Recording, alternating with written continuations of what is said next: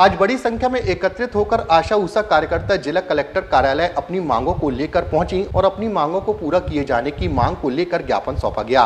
जानकारी देते हुए आशा उषा कार्यकर्ताओं ने बताया कि हमारे द्वारा लगातार भुगतान संबंधी अन्य मांगों को लेकर ज्ञापन सौंपा जा रहा है, लेकिन हमारी मांगों को लेकर जिम्मेदारों के द्वारा कोई भी कदम नहीं उठाए जा रहे हैं। आज इसी के चलते हम सभी जिला कलेक्टर कार्यालय पहुंचे और अपनी मांगों का ज्ञापन सौंपा है। तो वहीं आज आश्वासन दिया गया है कि शुक्रवार को भुगतान सहित अन्य मांगों का निराकरण पत्र सौंपा जाएगा। साथ ही आशा उषा कार्यकर्ताओं ने कहा कि यदि शुक्रवार को निराकरण पत्र नहीं सौंपा गया तो हम सभी भूख हड़ताल पर बैठेंगे। आज हम सभी जबलपुर की आशा एवं पर्यवेक्षक बहनें जन सुनवाई पर उपस्थित हुए हैं।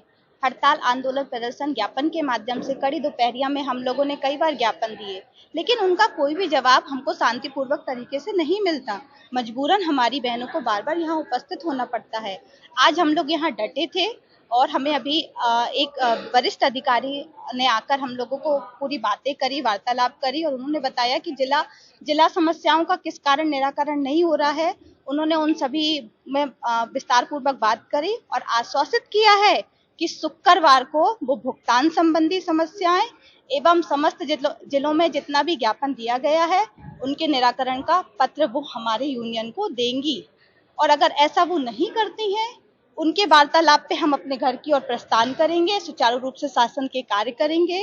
अगर वो उन्होंने ऐसा नहीं किया तो फिर हम सभी बाध्य होंगे और जैसा कि हम लोगों ने लिखकर भी दिया है कि हम सभी भूख हड़ताल की ओर जाएंगे। मध्य प्रदेश में 84,000 आशा एवं पर्यवेक्षक बहनें हैं। देखेंगे कि समय समय पे निराकरण के लिए लोग आश्वासित करते हैं, लेकिन निराकरण नहीं होता।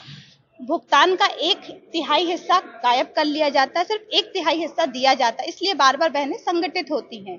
तो भुगतान की स्थिति ये है कि 3 माह से भुगतान रुका हुआ है और साथ ही विशेष समस्या ये है कि जिले स्तर पर बैठे हुए स्वास्थ्य अधिकारी ब्लॉकों में अतिरिक्त प्रोत्साहन राशि देते हैं और उसको निकलवा कर अपने पास रख लेते हैं, लेकिन कोई जिम्मेदार उस पर कार्रवाई नहीं करता, उल्टा आशाओं को भ्रमित कर उनको घर में बैठने की इजाजत देता है। हम लोगों की सभी अपने अपने क्षेत्र में हम लोग ड्यूटी करते हैं, जो कि सुचारू रूप से 24 घंटे कभी भी हमारे हितग्राही को जरूरत होती है हम सभी उनका साथ देते हैं। लेकिन 3 माह से हमारा वेतन नहीं आया, जिससे हमें हमारे हितग्राही को भी फेस करने में बहुत दिक्कतों का सामना करना पड़ता है। पर फिर भी हम सभी समस्याओं का समाधान को एक तरफ रख के अपने हितग्राहियों की सेवा प्रदान करते हैं। पूजा कनौजिया, प्रदेश महासचिव, आशा उषा सहयोग।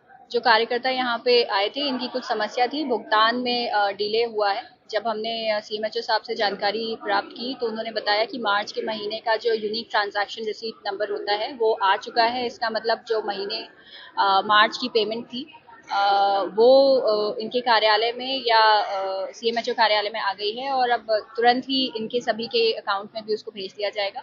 और भी जो पेंडिंग पेमेंट्स होने बाकी हैं उसको हम लोग लगातार मॉनिटर करते रहेंगे और कोशिश करेंगे कि जल्दी से जल्दी वो सारे जो पेंडिंग पेमेंट्स हैं उसका भुगतान करवा दिया जाए।